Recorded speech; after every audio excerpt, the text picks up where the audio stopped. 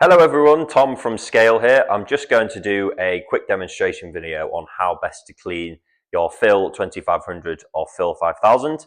I have one of our Phil2500 machines here. It's quite easy to clean.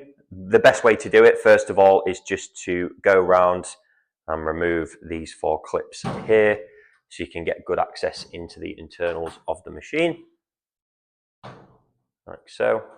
And then just carefully lift it off, just being mindful of any sharp edges, like so.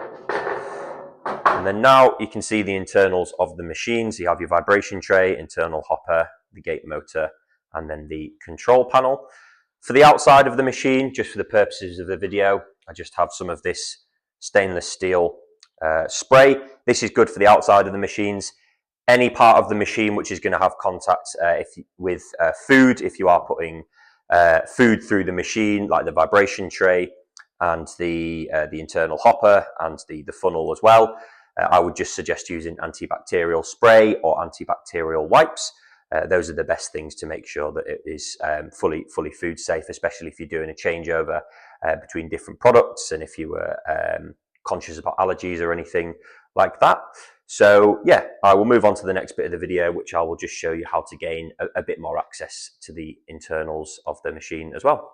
So I am just going to remove the back panel of the machine now, just so we can get a bit better access into the internals of the machine. It's very easy to do. There's just 6 screw holes, 1, 2, 3, 1, 2, 3. So I'll just go ahead and remove the last one now. There we are, and then the back panel will just slide off like so. So now you can get a really good view into the internals of the machine, and what you also can do to get even more access is you can get the vibration tray and pop it like this, or if you wanted to go a step further, what you can do is go on the inside of the machine, and if you see this green port here, you can carefully detach that, and then the vibration tray will completely lift out, and then you'll have a really good view into the internals of the machine, and you can give it a really good deep clean. Apart from that, guys, I would say a hoover is a really good tool. If you just have a hoover with quite a small nozzle, you can get into all the difficult to reach places. I sometimes use an air compressor as well. That's a really good tool if you work with quite dusty products like flour, or maybe seeds like grass seed. That can sometimes accumulate a lot of dust inside the machine. So an air compressor can get a bit messy, but it's a really good way to just dislodge any dust and particles from some really difficult to reach places. So yeah, in terms of putting the machine back together, it's just a case of popping the vibration tray back on like this.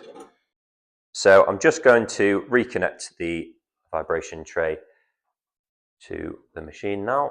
If you just plug it into this port, and then what I will do now is just grab the back plate, line it up with the 6 holes, 6 screw holes, and screw them back in, which I will do now.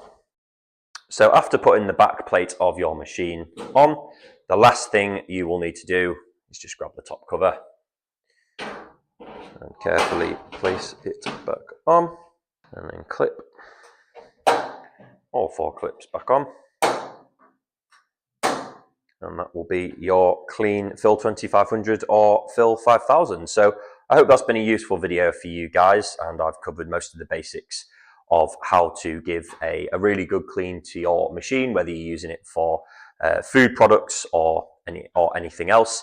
If you did have any more specific cleaning questions, please feel free to reach out, and we will be happy to help. Thanks everyone.